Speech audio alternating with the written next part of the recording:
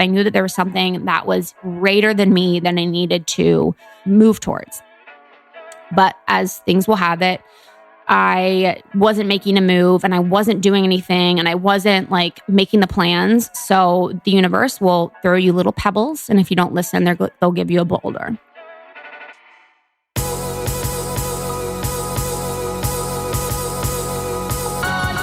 You're listening to the Almost 30 podcast, a lifestyle podcast hosted by Krista Williams and Lindsey Krista. Tune in for a new episode every Tuesday to hear our honest conversations about topics like wellness, entrepreneurship, spirituality, and self-development with guests who are really smart, really inspirational, and really fucking funny.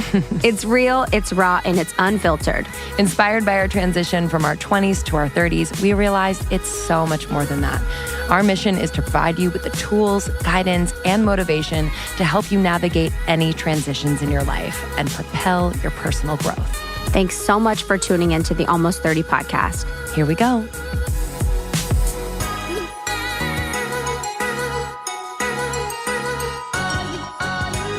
Here we go. Here we go now. Here we go now. Smelly pity girls. Coming at ya. Dude, me and Justin the other day were talking about, he like turns around. I was talking about there's a girl in my high school. Did I tell you that? She had the screen name Lil Miss Pimpette Jr. Way back when? Yeah. Wow. Yo. So we were in high school. That's ahead of her time. She's a visionary. Lil Miss Pimpette Jr. So she was Lil and Junior. Two amazing things. Miss Pimpette. Dude, so Jess and I were talking for like half an hour about how big pimpin' was when we were young. You would like say, did you guys, all girls school, so it's probably not. Public school, dudes would be like, what's up, pimp? Literally, all dudes would be like, what up, pimp? What up, pimpin'? Pimp? And like Big Pimpin' was the song. Yes. What would they call girls? Anything? Hoes maybe and tricks, honestly. So like, can you imagine seeing like 7th grade boys being like, what up, pimp? Like, what the fuck? What other songs were going on? But like pimpin' was so big, you'd be like, I'm just pimpin'. Like she had a screen name Lil Miss Pimpette. Like I guess girls would be pimpettes. Dude. I think there was probably like clubs that were like pimpettes.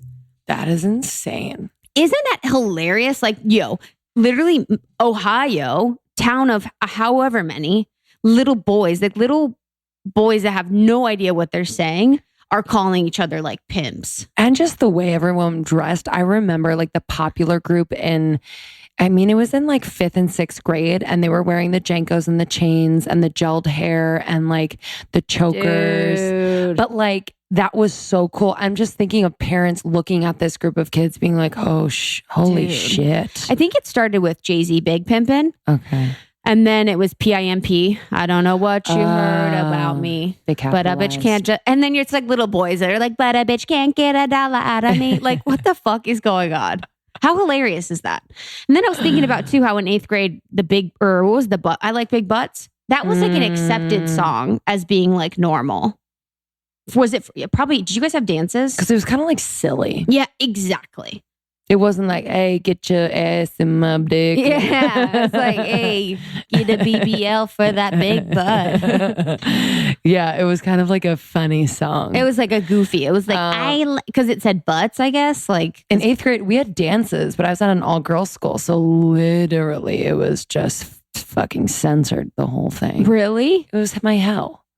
Not that I was like a bad kid, but I was just like, if we're not going to do it right, why are we doing it? Yeah. Why is there a nun in the corner? The boys would come in like my cool boy, like guy friends would like totally do me a solid and come to these dances, and they'd walk in like, wow, like what do we do? Yeah, like could you guys talk? Yeah, we could talk, we could dance, dancing. But like all of a sudden, like a nun would be in the middle of the dance floor because some people got too close. And you're just like, okay. You're like, he's actually about to jizz all over these pants right now, ma'am. So you came in at the right time. We'll take it to the back seat of the car. Yeah, honestly. This is what I did. I think I tried. What? The car, but it gets so hot. You go from being hot at a dance to hot in the back seat of a car. It's just no. Like it's actually temperature hot. Yeah. Is that what you mean? Yeah. And like, what position can you even do? No, the boys just benefit. Yeah. But at that time, I guess you don't even really know that you can benefit. You don't know what's going on. Dude. I literally was like, what is that? Blech, blech, blech. Teenagers having sex. Blech. Ew. Gross. Gross. Meanwhile, we couldn't wait to have sex when we were teenagers. Ew, I guess. Yeah, I was like, I don't know. No, I didn't. I don't mean I can't wait. It was more just like a rite of passage in some way. I don't know. Whatever works for you guys, though. Wouldn't it be cool if we were both virgins right now? We have this podcast called Almost Not Virgins. And we tried to have sex the whole time. Yeah, almost penetrated. And the whole time was talking about our build up to having sex for the first time. We were like, God. So today I shaved my legs. This is a terrible idea. Yeah. Anyways, going rogue. Going rogue. What the fuck are we talking about today? Oh, yeah. It's you, baby. It's me, baby. So I kept getting like messages. I've gotten a lot of DMs, and there's been lots of messages in the group. And we've gotten some emails about talking about me quitting my job. Mm-hmm. Everyone do a little raise the roof unless you're driving. And so I wanted to walk you guys through like my career trajectory and what I did to quit my job, kind of some experiences along the way that I think you guys can relate to, that you can maybe learn from some of the mistakes that I've done. And then talking about building Almost 30 within that up until the point where we could take it full time. Yeah. So relatable. So proud of you. Hashtag relatable. So relatable. A lot of people are in that position, and the not knowing is basically what holds most people back. And so to be able to relate to other people who have done it is such an expanding opportunity. So yeah. And so Lindsey and I are going to do some more solo episodes. You guys that's been like the number one feedback that we've gotten, is that you want to hear more from Lindsey and I. So we're going to do episodes, she and I together, and then we're going to do episodes just myself and just Lindsey. So Lindsey has her solo episode coming up, which is really exciting. So would love to continue the conversation with you guys on this topic in the secret Facebook group, and let me know what you think. I'm here and, happy and excited to listen. We love you guys. Thank you, as always, for your support, for your feedback, and for supporting each other. Yeah. Like, obviously, thanks for your support for us, but it really fills us up to see you all supporting each other. That's how we're going to change the world, babies. Yeah. And people really do the support in the secret Facebook group, and then with each other at our events. So I just wanted to read the review of the week from you sweet, sweet angels. This is from Hapileo from the UK, Great Britain, and Northern Ireland. So thank you so much, sweet honey. And it says, life-changing and hilarious, 5 stars. I've never enjoyed a podcast before, but I discovered Almost 30 about a month ago. And since then, I've been listening as often as I can. I feel like I'm learning, laughing, and spending times with friends. I love, love, love the Facebook group too. It's such a supportive, like-minded community. Thanks, sweet one. You're right. Yeah, you're right. All right. Enjoy this episode. Connect with us on all socials in the group. And if you are in a city that we are visiting soon, please come and see us on tour. We cannot wait. And you'll meet people at the tour stops that will be your new friends. Promise. So don't be afraid to come alone. All right. We love you. See you later. Enjoy. See you later. This episode is brought to you by Brass Clothing. Brass is all about helping women simplify and streamline their wardrobe so that they can focus on the things that really matter. I'm sorry, did they just answer my prayers? I just purged a ton of clothing from my closet. I really like the idea of starting over, simplifying everything so that I don't have to think too much when I get up in the morning and clothe my body. Everything at Brass is designed to mix and match with ease, which it does. I was just wearing the best tee, is what they call it, in black. It's ribbed. It's so comfortable. Everything is comfortable. Goes with anything. It could be dressed up, dressed down. Love it so much. By the way, everything is machine washable, so forget about the dry cleaner. And the fabrics are chosen with travel and work in mind. So they're wrinkle resistant and again, super, super comfortable. And what's awesome, just a little tidbit about Brass, they feature their customers as models. So you can see what the clothes look like on multiple body types, which I'm obsessed with. My gripe with so many brands is that I see the clothes, I'm like, but will my thigh fit in that? You know what I mean? So we really love that about Brass. Beyond the minimalism trend, they believe that streamlined, functional wardrobe has the ability to make space for women to make bigger changes in the world. And yeah, it's totally made our life so much easier. With us being on tour, we really need pieces that are comfortable, functional, cute, stylish, and that we can just stuff in our bags at the end of the day and not worry about wrinkling. I said it. So this is a female-founded business that we are proud to support, and they understand the intense emotions that we are all having as we try to build our wardrobe. They just get it. Jay Adams and Katie Demo really built this brand to serve women, and they are making it responsibly. They visit their factories personally and multiple times a year. I'm just so proud. Love Brass clothing. You can get 15% off your order with the code almost30 at brassclothing.com. That's BRASS clothing.com. Our code is almost30 for 15% off. This episode is also brought to you by Skinny Dipped. Well, I've officially gotten a majority of my friends hooked on Skinny Dipped almonds. This healthy snack has tons of protein, an insane amount of fiber. It's organic, ethically sourced artisan dark chocolate. These are real ingredients, nothing that you have to worry about or question, and they are so delicious. There's this crunch to these almonds that have this little dust of artisan chocolate that I cannot explain. You need to try them, and they come in some of my favorite thoughtful flavors: raspberry, espresso, cacao, and there's a new peanut butter that I just tried that is out of this world. Skinny Dipped Almonds is a female-owned company. These women had a dream, had an idea, a thought that they could do something better, and they did it. And that is so inspiring to us. We love Skinny Dipped Almonds. They've been such a huge support as we've been on our nationwide tours, soon to be world tour. The girls have been freaking out. They're usually finished with the skinny dip before they leave the event. Let's get real. But the Skinny Dipped story has been so inspiring to our girls who are entrepreneurs, so many of them themselves. So we're just proud, really, really proud. Almost 30 is the code, ALMOST30, for 20% off your first order at skinnydipped.com. So almost 30, ALMOST30, for 20% off your first order at skinnydipped.com.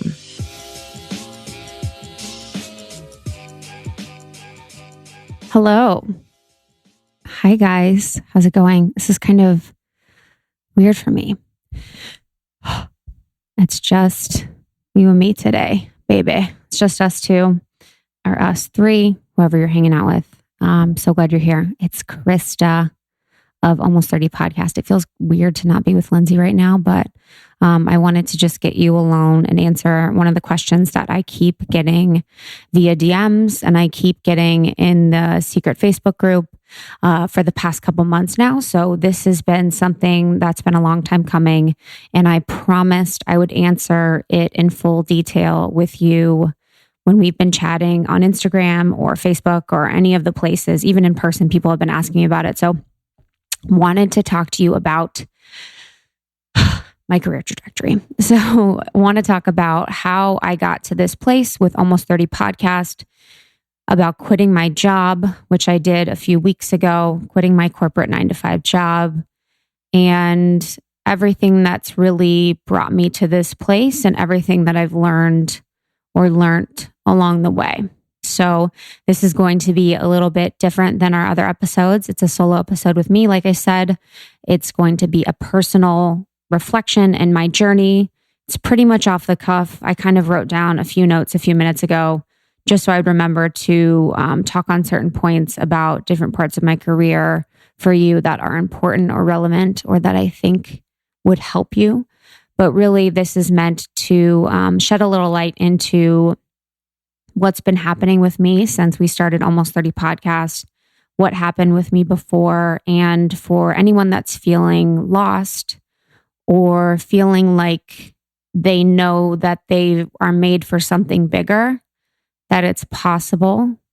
Yeah, and I just love you guys. And I really wanted to make sure that I was really, really thoughtful in my answer to you and that I was giving you as much information as possible. And I actually asked Lindsey if I could just do this alone with just me and you, because I have a tendency, if someone that I know that is very close to me is listening or they are in the conversation with me. So for an example, if Lindsey was on the mic, because she's already heard most of my story, I would probably cut a lot out and I'd shorten it because I'm like, oh, she's already heard this or she already knows that.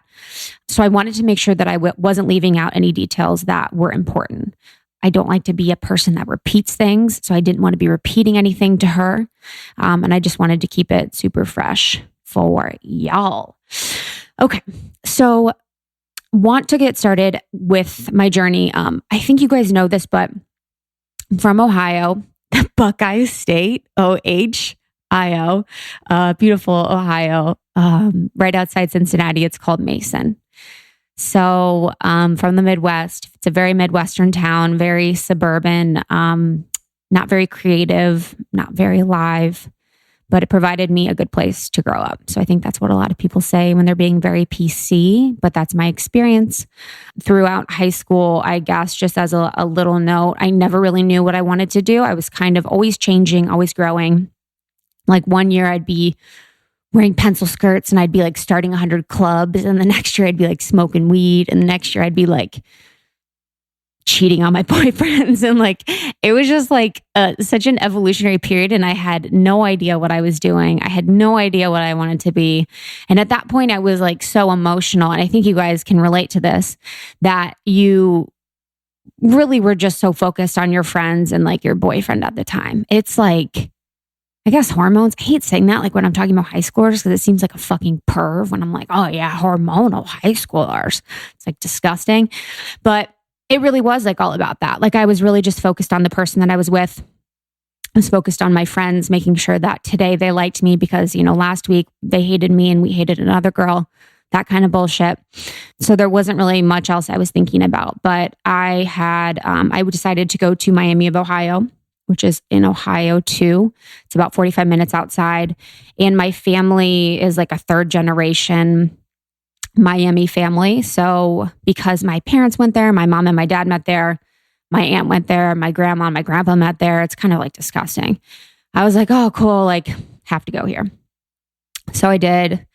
It was great. Like I think like a lot of people can relate to this, that the first years of college, like freshman year, I think, did everyone want to transfer? Can we like talk about that? I kind of want to know if like everyone felt like transferring. I think I was just like, okay, I'm going to transfer. I wanted to be closer to my other friends, like da-da-da-da. But then I ended up getting into a sorority. I was actually in a sorority, you guys, Delta Gamma, Anchors Away, my sisters. And it was actually pretty dope. Like I met some amazing, cool girls that I love that felt like they were on the same page as me. And it really did change things for me by being able to buy friends. So I'm just joking, but that's kind of like what it is. But we all felt the same way and we had a lot of fun. So for my major, I went in not knowing what my major was going to be. Again, no idea what I'm doing. I was just happy I got into college. I was actually a really good student. I had a 3.9 GPA, or I don't know. I had a really good resume from high school. It was really important for my family to get into a good college. That was kind of like the mentality that they had, was like, I didn't even think about getting a job out of college because it was so important that I went to a good school. I think for my mom to like tell her friends that. So that was really like the priority for them. So I really focused on getting into a good school. So I did that. And then I applied for freshman year, actually, of college was really, really difficult for me. I had some really big shifts happen in my life. My grandma passed away, who I was very close with. I got dumped by my boyfriend who was in high school when I was in college. Yes, it's true. I got arrested, which was really tight. So I got a little too intoxicated one night, was found in the bushes by the police and got arrested. So that was awesome. And then my parents were divorcing at that time, and I was moving out of the house that I grew up in as a child. There was a lot going on with my family, with the relationship with my dad and my mom and myself. There was some infidelity happening. There was some just really hard things that were going on in my personal life. So school wasn't a priority for me. I was actually the lowest I'd ever been in my entire life. I didn't get dressed for months and weeks. I lost about 25 pounds. I never would leave my house. And the only conversations I would have with people were when I was crying or when I was upset. I was also living at the time with my best friend from high school, and we were, no longer friends. So I also had a roommate at that time that we was no longer friends with. So it was just a really hard time. So my grades reflected that. And when I applied to get in the School of Communications that next year, I didn't get in. So I was kind of freaking out. I'm like, what am I going to do? I don't know what to do. But I applied again. This is like always the thing with me. It's like I always have to do things 100 times. I applied again, was able to get in, and I got into the School of Mass Communications, which is kind of funny because it was all about film production. It was all about audio production. It was all about anything to do with media. So not knowing at the time that would be something that would apply to me now, I look back and I was like, okay, whatever. I got into a school. This is fine. I wanted to be, when I was in college, I wanted to be like Erin Andrews on ESPN. So I wanted to be a female sportscaster, which is so I wanted to be one. And then I got an internship actually at our local news station and in the sports department. So it was and I was actually on TV a little bit. I was doing everything behind the scenes, blah, blah, blah. But then I was I realized boys are actually indoctrinated into sports facts from the time that they're able to speak. And the information that they know about sports is in their blood for the most part. I'm talking generally from the most part about men that I know, men that I was around in the Midwest. So I was like, oh, fuck, there's no way I'm going to be able to catch up to all this sports knowledge and actually have a smart conversation with people about sports. So I was like, all right, I can't do that. I don't know if I'm good at that. And whenever I was on TV, I was really nervous. I was nervous to be on mic. I was nervous to be on TV. It was one of those things, at first where a camera's put on you and you are just scared to see. So then, I go through college and there was just, feeling lost, feeling no idea what I'm doing, no idea what my purpose is. But I think that's kind of the point, and that's the most part. And I feel everyone kind of feels that way. I remember my senior year, I had an interview with this company and it was literally selling paper, like the office vibes. And I was like, oh man, this would be a great job. And all I did was look at how much money it'd be making. It was okay, is it in the city that I want to live in? Which at that time I wanted to be in Chicago. And would it be making more than $10,000 a year? I'm oh, I'm in. No standards at all for myself. And that is the thing that I actually realized is that there's a programming that I've been working with now that is related to my family and careers. And it tells me that I should take whatever I can get. And it tells me that I should be grateful for whatever job offers that come my way, no matter how miserable it should make me or it would make me. And that anyone that is going to give me money, I should be grateful for. So I grew up in a household where both of my parents didn't really like what they did. They didn't like their jobs, but it was only to make money, and the more money, the better, really. So I kind of had that programming. So when I was going through my job search, when I first got out of college, it was really I would take whatever job someone was going to give me. I didn't look at what I was interested in. I didn't consider what my skills were. I didn't really consider anything else but a paycheck and to be in Chicago. And I also didn't have anyone helping me. I know there's a lot of people, and bless them, I'm, eternally jealous of them, but had parents that would help them get jobs or family members or networks that would support them. And I didn't have that. So I didn't really have anyone that was going to help me out or hook me up with a job. The industries that my parents are in, my dad owns car dealerships, and my mom, or he used to, and now he's retired. And my mom was in like the mortgage business. Like I wasn't going to do something related to that. So I didn't really have a hookup for a job too. I don't know if you guys are like that too. And then I finally got a job offer at a company called CEB. So they were like really great on the interview, really cool. I actually crushed the interview with the managing director. And I felt like she really saw me, and I felt like she was super supportive of women. I felt like I could be myself. And it was a situation where I felt like my personality was a differentiating factor in the interview. So that was really, really exciting. It was making $40K a year. So when they were like, okay, so how much money, would you like to make in your offer? And I was like, 30,000. And they're like, okay, we start at 40. And I'm like, oh, great. Like thinking that was, that's before tax. So I had no idea like how much money you actually take to make living in the city, but it got me to the city, and that's really all I could hope for. So at this job, it was in like management consulting of sorts. And I was working as a sales associate underneath a director.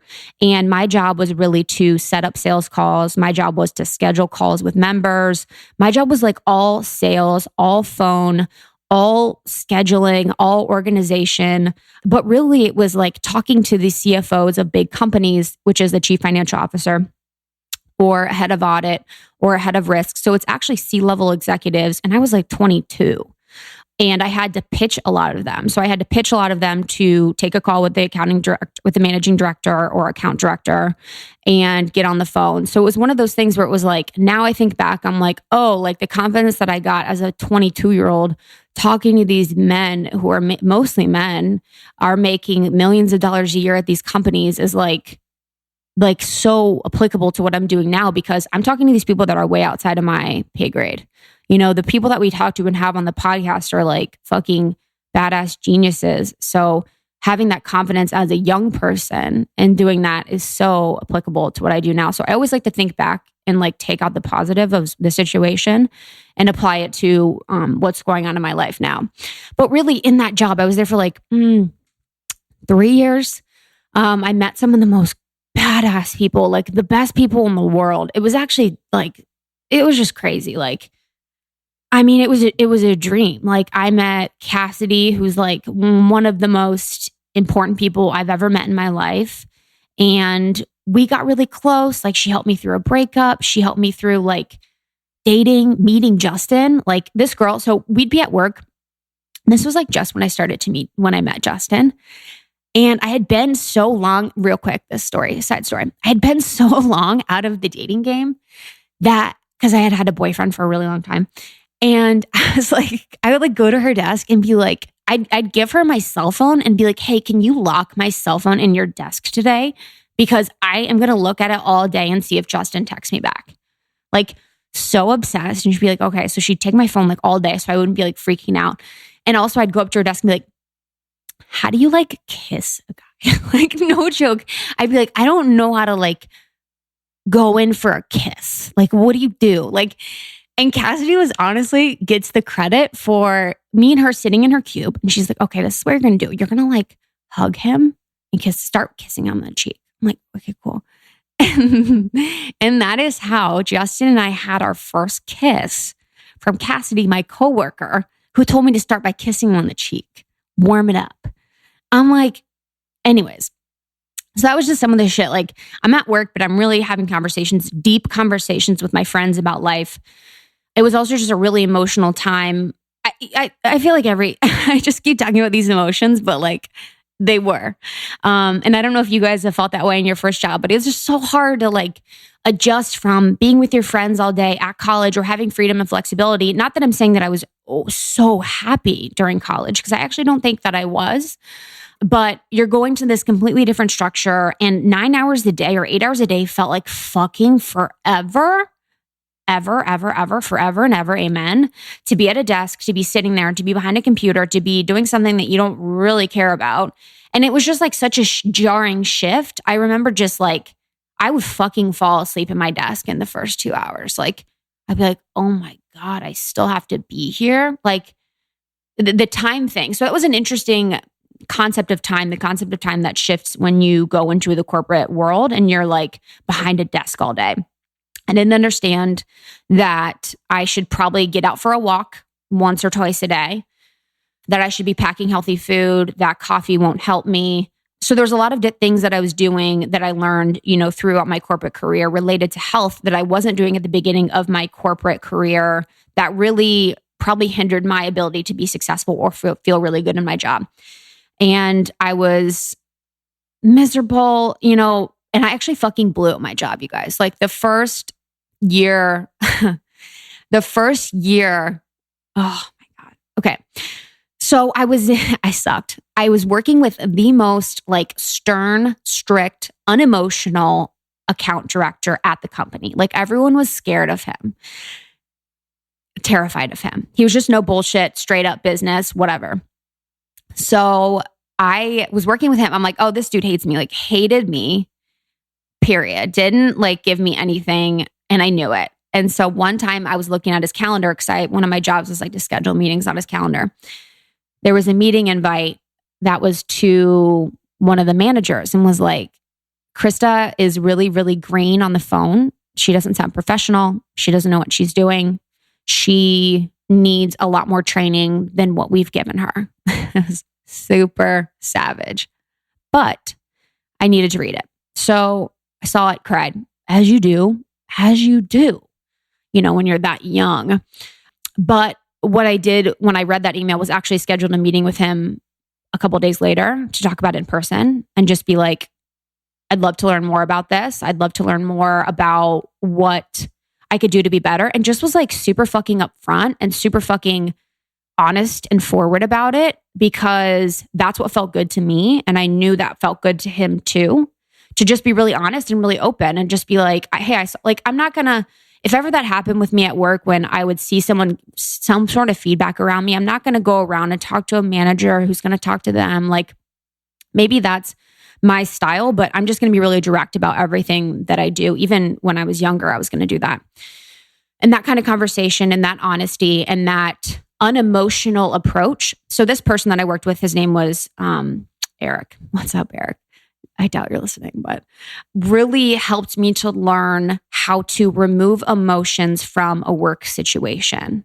And as a 22-year-old, 23-year-old, however old I was, it was so important for me to not bring my emotions into a lot of the work conversations that I was having. I'm not saying that it's not important for us to be females, and I'm not saying that it's not important for me to be a woman, but for me personally, to always be attaching emotion and kind of like an agenda within how I was feeling to conversations, it is like how much further I could get done and how much better of an understanding I could have when I didn't take it personally was like crazy.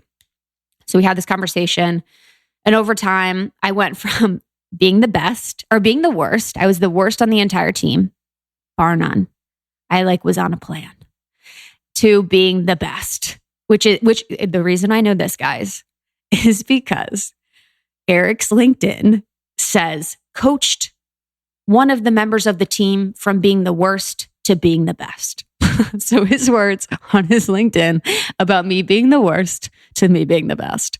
And over time, I just really started to understand how business works, it's like so dumb, but like understanding how to write a professional email, how to organize a calendar, how to be in meetings, how to not fucking talk when I'm like at big meetings because I just want to hear my voice, but I'm better actually used listening or taking notes. So there's a lot of learning that a lot of people do in their corporate jobs. And for me personally, having this job that although I was unhappy at a lot of times, I was happy at other times with the people that I was working with, what I was learning. I wouldn't, of course, trade it for the world because I really, really needed those business skills, the ability to talk to higher level executives, understanding of managing a calendar, of working with a team, all of that kind of stuff still applies. So for everyone that's in corporate jobs, it is important to like remember, like if you are thinking about doing your own thing right now as a side hustle or in the future, or even just growing in your corporate career, like what you are learning, although it may not be explicitly visible to you right now, it is so important. You know, even I just can't express it enough. Like the little things of, I'll never forget when I first saw an email that Eric wrote. It's like, "Dear David, I hope this finds you well. I just wanted to circle back on my last note to check in about the strategic plan that we discussed previously. I would love to find time to reconnect in the next 2 weeks. Do you have time available on? My assistant, Krista, will schedule the time. Best, Eric." That kind of, like that kind of email, like is foreign to me. What was foreign to me. But now I can take kind of the skills of like structuring an email and apply it to other emails that we have for our business now. So that's what I will say about that, like importance of that kind of corporate job.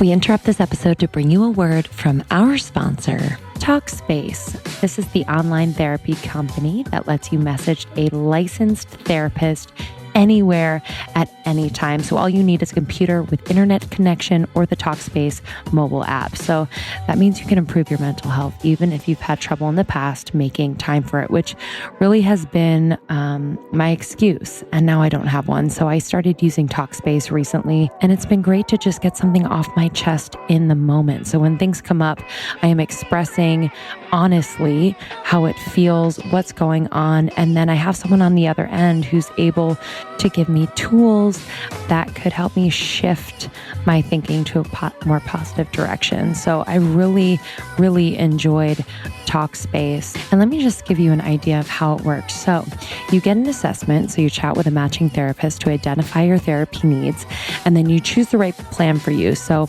a payment plan that really suits your budget, and plans start at $49 a week, which is such a good deal with, you can message them unlimited. It's pretty crazy. Find your match, and then you begin therapy. So they match you with the best therapist for you. And then you can just start messaging them anytime, anywhere. And basically you can set aside some time every day where you message them, or you can write them when the mood strikes you. So your room is always open. The therapist generally responds 1 to 2 times per day. If you need more, you can simply schedule a video chat. And then the customer support is available to help answer non-clinical questions about how Talkspace works at any time. So I can't say enough. I've recommended this to friends and family. It could be, kind of difficult to wait days or weeks until your next appointment. So with this app, with this website, you can send your therapist a message whenever you're near your laptop, tablet, or smartphone. I can't say enough. So for our listeners, you can go to Talkspace.com/almost30 and use the code almost30 to get $45 off your first month. So for our listeners, to match with a perfect therapist for a fraction of the price of traditional therapy, you can go to Talkspace.com/almost30 and use the code almost30 to get $45 off your first month. So if you do the math, that's like $34 a week for the first month. Not too shabby. Remember, this platform has over 2,000 licensed therapists who are experienced in addressing life's challenges. So Talkspace.com/almost30 and use the code almost30 to get $45 off your first month. Join our secret Facebook group. We'd love to know if you're using the app, how you're liking it. I just think this is such a beautiful tool, and we'd love to hear from you. Talkspace.com/almost30, code almost30. This episode is also brought to you by Poopery. Join the party, Almost 30 Nation. If you're not spritzing the bowl before you go, you have not lived before. We need you to be liberated and be able to poo wherever you are and not feel like you have to hold it or ashamed of it or worry. Poopery is helping people everywhere to poop whenever they want and to leave where they pooped smelling fresher than they first found it. So this is how it works. This blend of essential oils, beautiful essential oils, is spritzed into the toilet bowl before you go. and then it creates a film on the surface of the water. So the protective barrier traps the odor under the surface so that when you go, it just slips right in and the smell is trapped underneath. It smells beautiful. I'm not joking. This really works. I had a guy friend come over the other day and he's like, what is this on? What is this spray? I had him try it. So I was like, yeah, I'm going to let you poop in my place. Tried it, was astonished. I keep one in my purse. I keep one in my bathroom. I bring it everywhere I go, truly, because you just never, ever know. They also have a shoe potpourri, which I'm loving because my shoes stink from working out. And it's great. You just spray your shoes, beautiful essential oils. I mean, it's a no-brainer. They also have the new Assistant, which you can clip onto your toilet bowl. It's super discreet.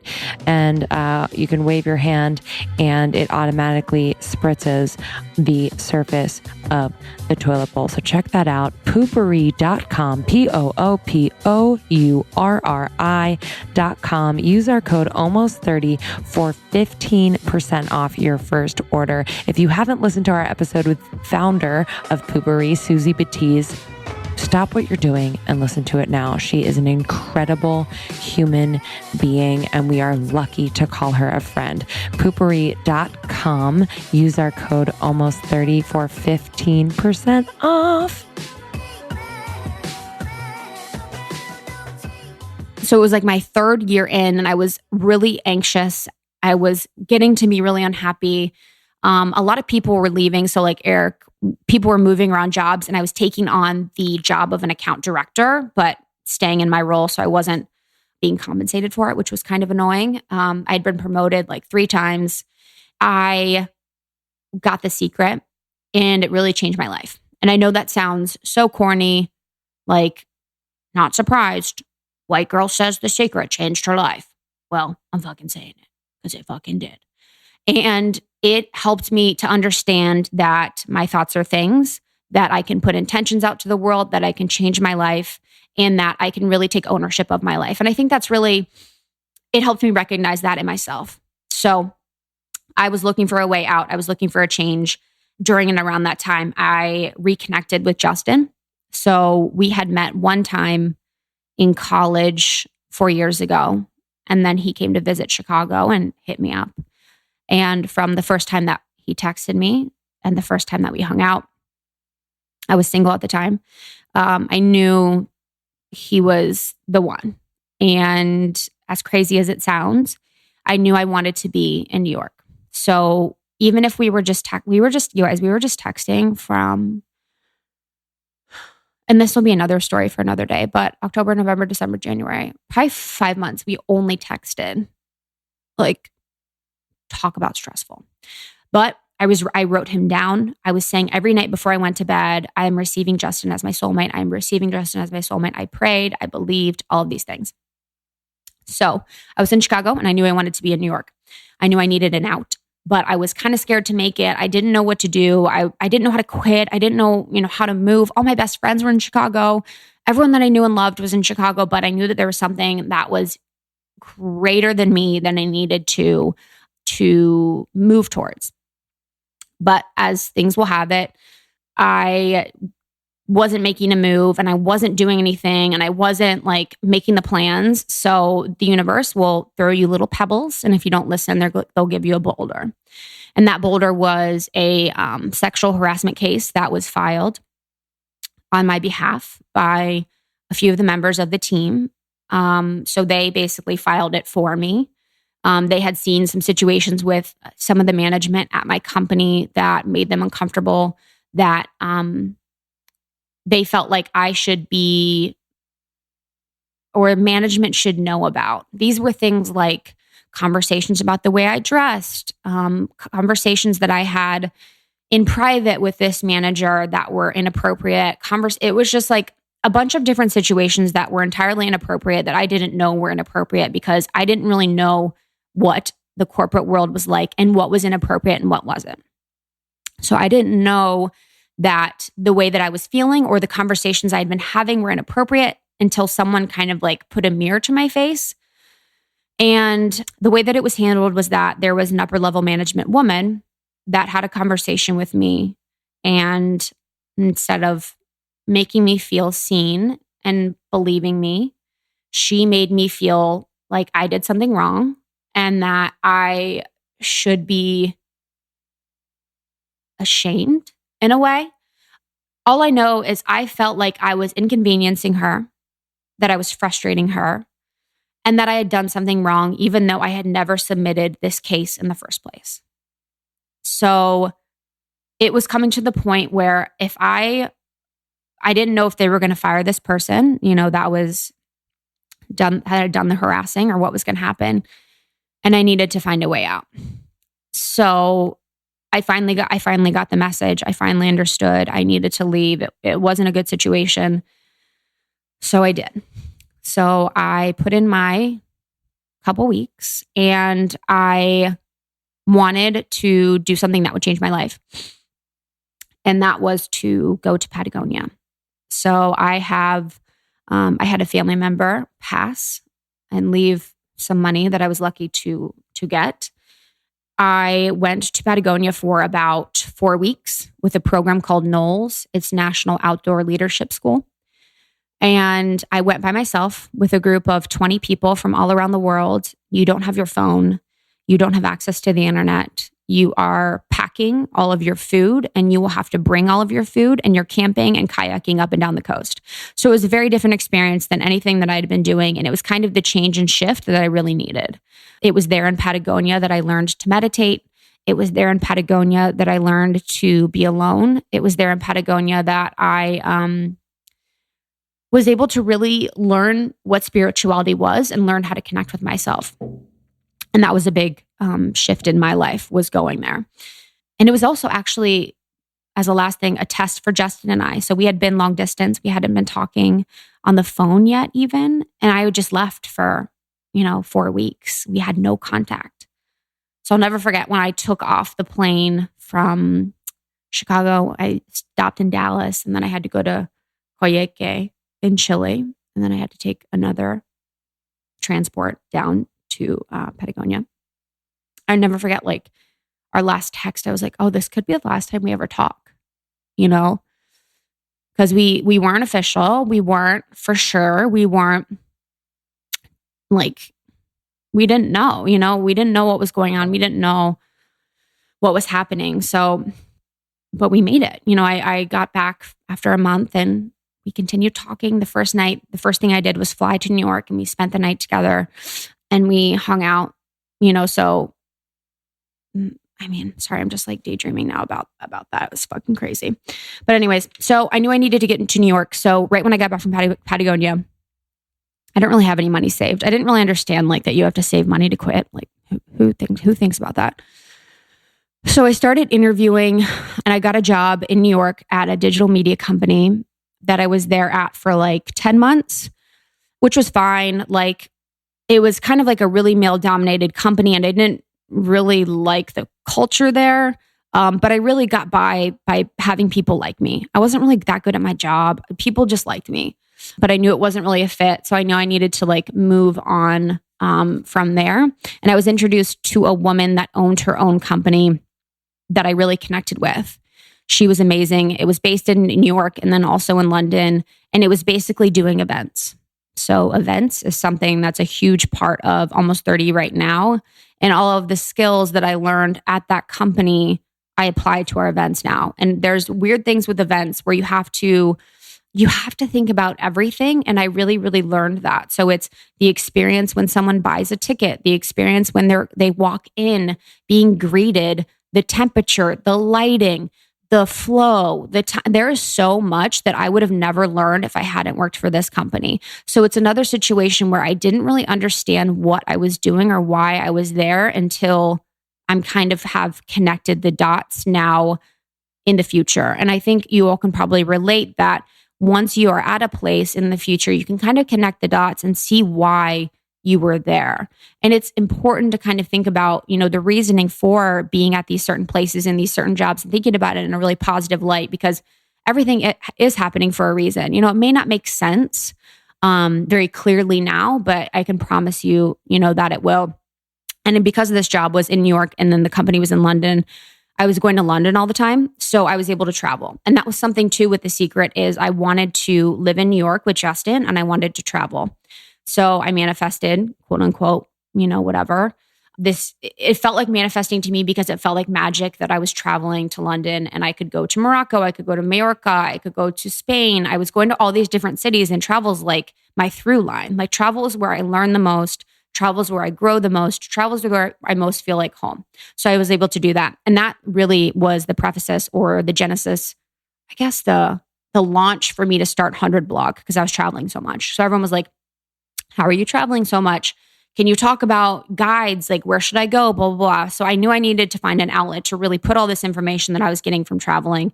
So this job allowed me to also birth 100 Blog, which is my blog that I've had for 4 years now. And that was like my first like creative project or my first kind of coming out from like a media perspective or like a communication perspective. And I also, as a last thing with this job, was able to see what it's like to own a small business. So this was a small company with a female owner, female founder who was amazing. And she was one of my really, really good friends. We were very close. But I was also able to see the ups and downs of owning your own business, what it's like, things to think about, and kind of things that I think about now related to that job of what it's like to have a team or finances, cash flow. There's a lot of different aspects of owning your own business that I would have never thought about because I'd previously been at big companies. And so we were in New York at the time, Justin and I was working at that company. I started my blog and then we were like, let's move to LA. We were kind of over New York, loved it so much. It was really important for us, but I felt like I needed more nature. I needed to be outside and there was something that was calling us both to New York. So it was a mutual decision. We both wanted to do it. It wasn't like one of us pulling the other.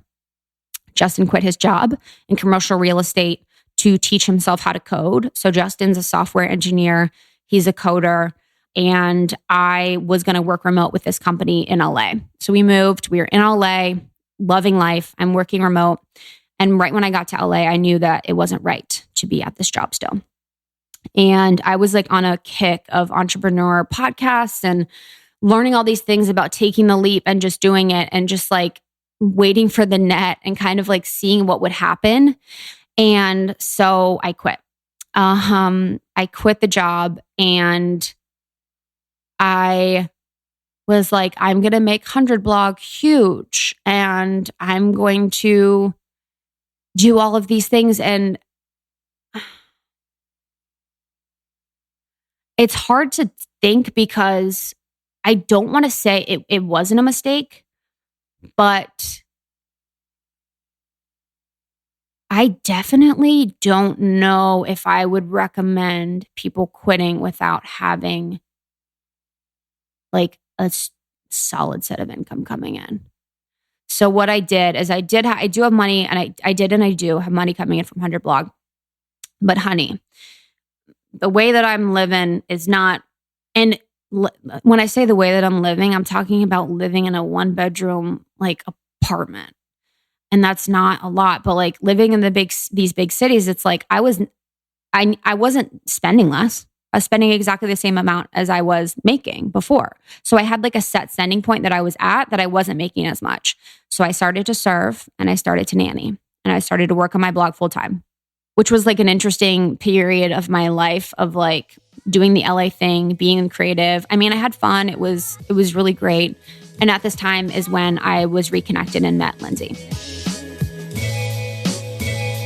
We interrupt this episode to bring you a word from our sponsor, Altera Pure. Well, I am obsessed with these sheets, not only because they are so well made, truly as if like I made them myself and I was paying attention to every little detail, but they are committed to sustainability.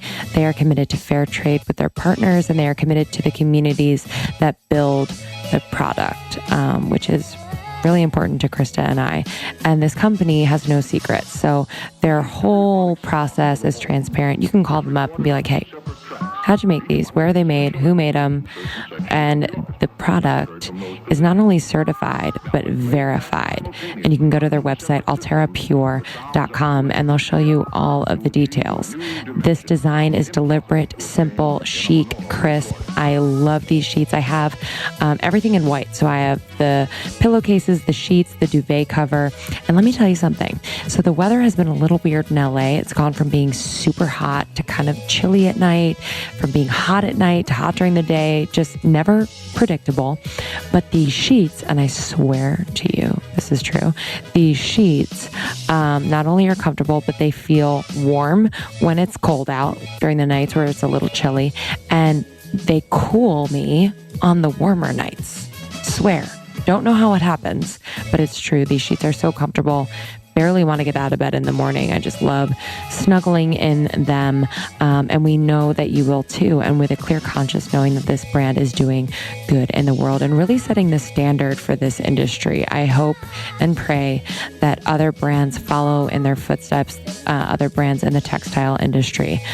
So for our listeners, you can go to Alterra Pure, ALTERRA pure.com, and you can use our code ALMOST30 ALMOST30 for 15% off your first order. So that's alterapure.com. Code is ALMOST30 for 15% off your first order. This episode is also brought to you by Organifi. Krista and I are still on tour, meeting all of you, having a blast, but we are committed to staying really healthy on the road, keeping our energy up, focus sharp, and we have done so with Organifi. So Organifi is a superfood supplement line that makes quality, trusted nutrition convenient and accessible. So their most popular product, which is our favorite, the green juice, solves the problem of juicing greens on the go. So we find that when we're on the road, we go to juice shops and there's a ton of sugar in these green juices. What is the deal? So we've solved this problem with Organifi. It's so easy. They also have a red juice, which is a superfood powder packed with antioxidants and immune boosting herbs, which I love to also do on the road because sometimes when I'm on the plane, my immune system is a little shoddy. This keeps me super healthy. Again, you just add a scoop to water, or you can even add it to almond milk, and you'll get your daily boost of superfoods and antioxidants. It's really amazing. We love it. So to try Organifi, you can go to Organifi.com, ORGANIFI.com, and use our code ALMOST30 for 20% off your first order. So that's Organifi.com, ORGANIFI.com, and use our code ALMOST30, ALMOST30 for 20% off. This episode is also brought to you by Scentbird. Okay, so to be fully transparent, I don't really wear perfume on a regular basis. So I need something to make this process of like smelling good easy for me. I know. Because normally I just lean on my deodorant, to be honest with you. One of my best friends, Gemma, from the day that I've met her, always smelled so good. And I always remember her for that. I'm like, that is put together. I know. Put together as having perfume on to me. True. Like, I only do it for dates. That's it. But now that I have my little Scentbird like sprays in my purse, I have it all the time. And I've been I went to an event last night. I sprayed on perfume. I felt like $1,000,000. Yeah. And I have these great scents that I would have never normally bought on their own. So Scentbird has provided an easy way for me to throw these scents in my purse, like designer perfumes in my purse, have them, and then wear them out to events and just feel good about myself. Yeah, it's a luxury fragrance subscription service, and you get to choose a new scent every month. There's over 450 designer brands like Prada, Gucci, Kate Spade, Nest, and more.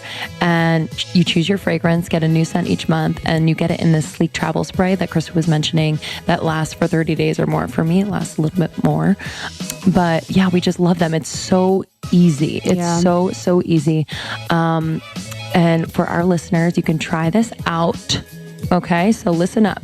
You can go to scentbird.com, scentbird.com/almost30 and use our code almost30. Forget this, 50% off your first month. So basically that's only $7.50 for your first month. Dang. And free shipping. Come on. Get some really nice scents and just like sex it up, ladies. Yeah, it makes it easy. I'm not about making things hard to like look better, smell better. Just make it easy for me and I'll do it. Yep.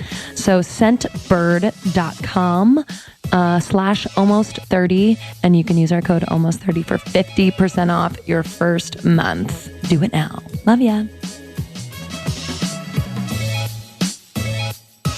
So I am working on my blog. I'm serving, I am nannying, and I am now recording on the floor of a closet with Lindsey for this thing. We are like, who knows? Like, I don't even know why. I fucking love, I live for podcasts. I live for learning. I live for growth. I know you guys do too. And so I knew I wanted to do something. And it wasn't because I felt like I wanted it to be me or I wanted to hear my voice or anything like that. I love learning. Like feel my best when I'm asking questions. I feel my best when I'm learning. I feel my best when I'm laughing. I feel my best when I'm just communicating in a really thoughtful way or being my highest self. So me and Lindsey started recording. We were on the floor of our closets for about 6 months, like with a recorder, like a janky recorder that you see in like 1940s films when it's like detectives and they put it on the table at a diner. We were just like, yeah, so I love tanning beds when I was 20 and like, we just say crazy stuff. Like if you go, the episodes are out. So like go listen to the first couple episodes and you will like puke. You'll laugh so hard. We like paid a guy on Fiverr, $5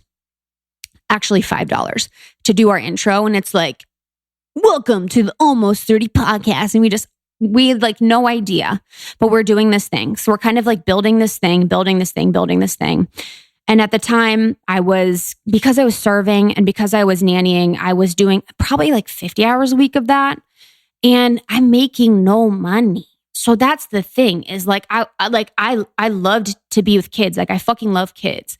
And I did like serving. It's fun. Like you're kind of on your feet, but like for how much effort I was putting in, and this is literally 100% no shade because I definitely could have gone to another place as a server and made more money or with a different family and made more money. It is a fucking labor of love, both of those jobs. I've served my whole life.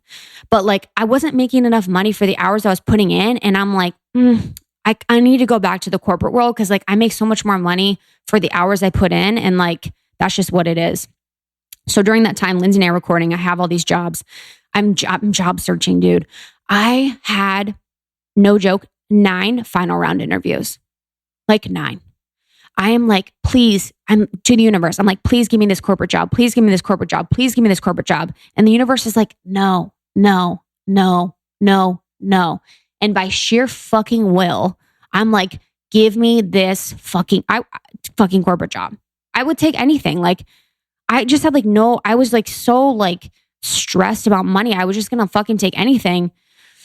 And I was finally introduced to the company that I just left, which was amazing. And right when I finally had a conversation with them, I was like, oh, this is like how it should be. And I feel like you guys know how that goes. You have all these interviews and it's like, I don't know. But you like are so desperate. You're like, oh, I just want it, like, or maybe that's just me, but you're like, oh, I just want it. But this is a situation where like, I actually connected with the people on a human level.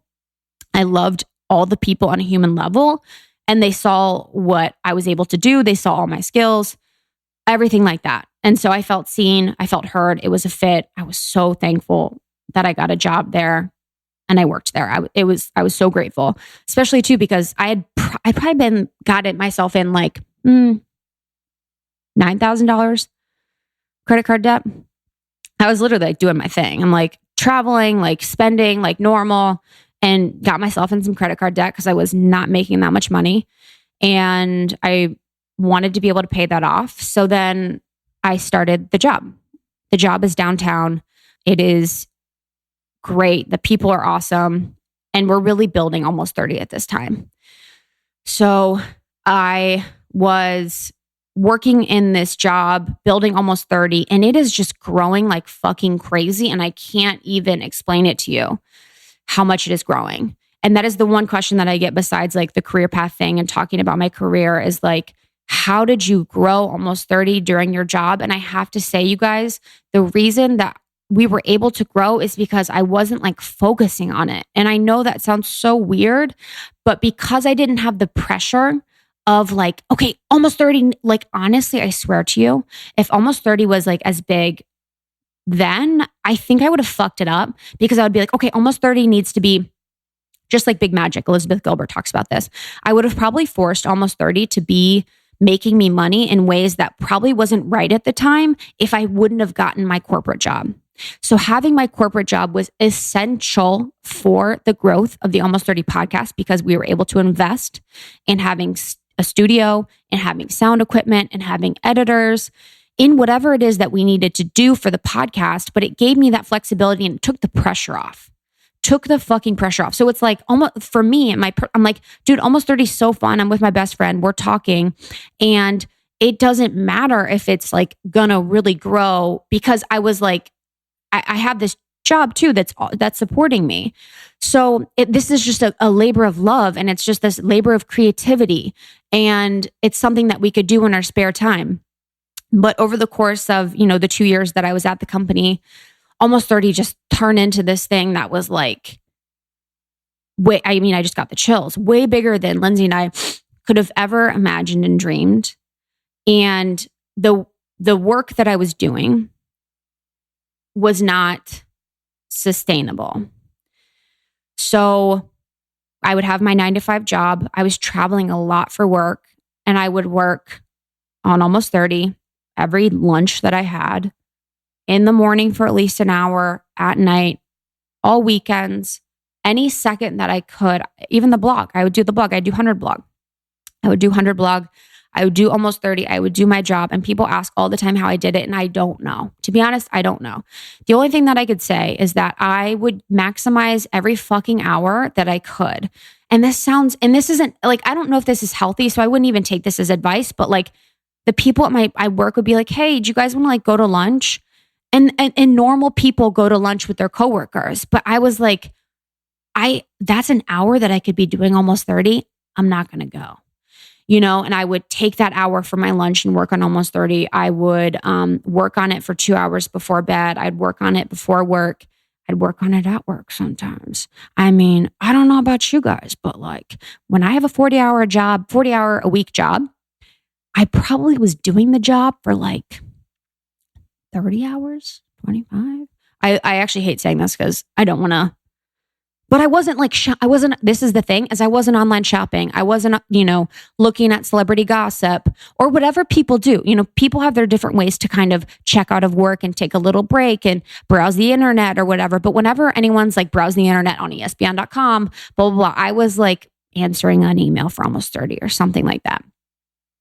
So throughout the progression of almost 30, it's growing so big. It is like getting to be something that is like so real that I was kind of getting the hit in the past couple months that I needed to quit. And I would have these conversations with these, you guys, with our listeners and our community. And I'd be like talking to them, you guys via DM or in the group or even at these events. And they'd be asking about my job or anything like that. Or people I would know would be like, oh, you have a job? I'm like, yeah. And it wasn't that I was ashamed because I'm so grateful and I'm not ashamed. It's that I knew that the Krista that I want to be 24 hours a day is a Krista that is living in alignment with who I am meant to be. And who I am meant to be personally is someone that's going to take all the information, all the lessons learned throughout my career and apply them to creating this thing almost 30. And using my abilities that I've been given by God or universe or source to help bring information and help grow this community that we have, each one of you, by providing the information from our amazing guests and speakers and hopefully us.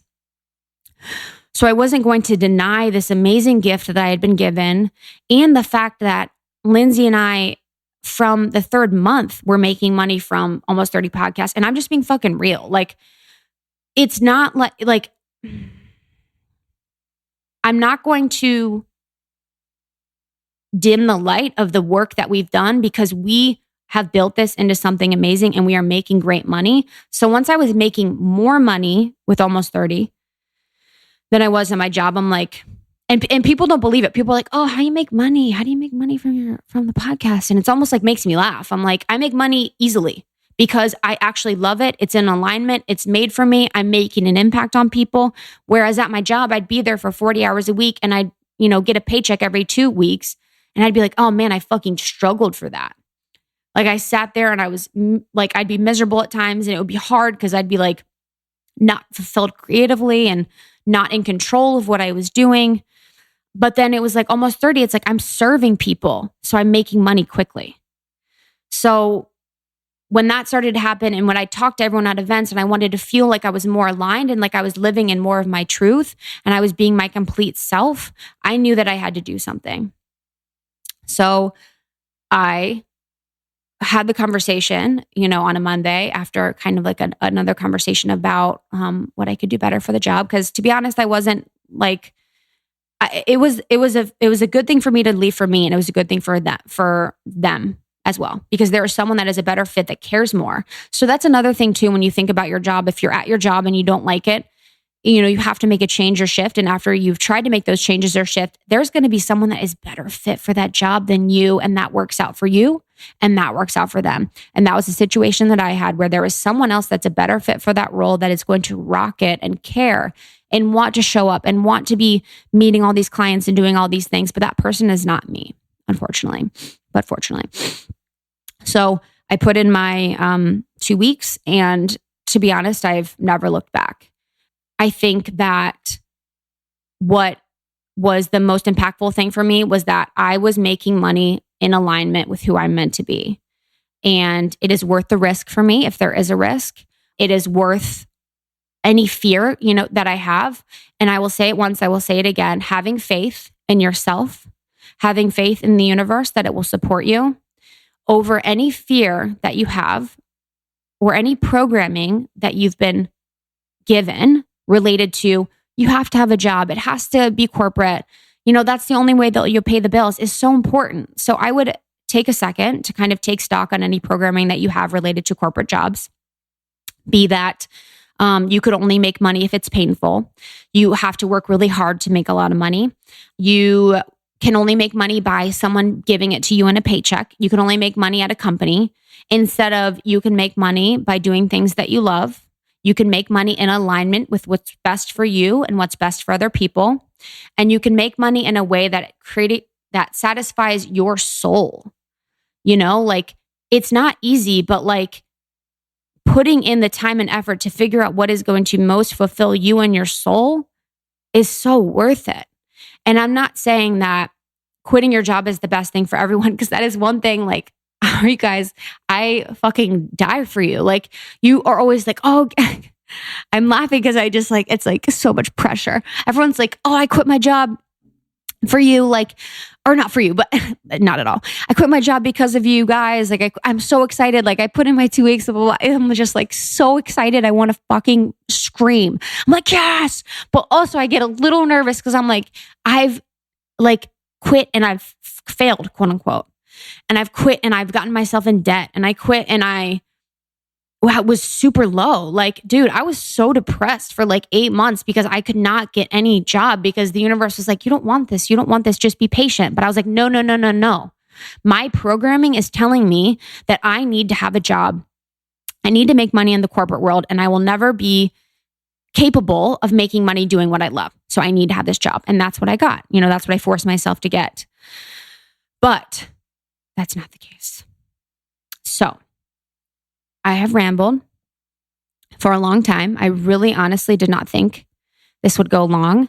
And I think this story actually is a story that I've never told before to anyone, really. There's parts of it actually that my friends don't know, my family doesn't know. But I wanted to make sure that I'm being super honest with you. That's how we've been from the beginning. Is the reason we've grown is because of the authenticity that Lindsey and I bring to the table, the vulnerability that we bring to the table, and the fact that I am willing to put it out there and say what's real and what's true to me. And I want you guys to be able to take out any information that you can. And as just a last final thing related to balancing a work and passion and side hustle, it's going to take time. So 2 years is how much it took for us for this to grow into something that was where I was able to make it my full time. So it's going to take a while. So be ready to put in the work, be ready to get a little bit uncomfortable, be ready to cut out TV, be ready to really learn to manage and structure your time and really time block to build what you want over time, and use that corporate job. Like, use the money from it, use the time that you maybe have in the afternoon during like a slow time to help build your side hustle or business or build what you love. And as a last caveat, if you fucking love your corporate job, amazing. Like, fucking praise be and like rock it, because there are benefits and there are great things to corporate jobs that I've hopefully covered during this conversation on this podcast. So I am here. I'm here to chat. I'm here for any questions about my journey, any advice that you would like from me. If that is something you'd be called to do. I'm not sure why, but I feel grateful that I'm able to share this with you. And I feel grateful that you guys are so accepting of our stories and you guys are so interested in our stories. It means so much. And I'm hopeful that you found value from this today. So I will see you in the Sacred Facebook group where we talk about this stuff all the time. I'm on Instagram at 100 blog, HUNDRED blog, and just DM me. Happy to talk about anything with you. And I'm so grateful. I will see you later. We hope you enjoyed that special solo episode with Krista Williams.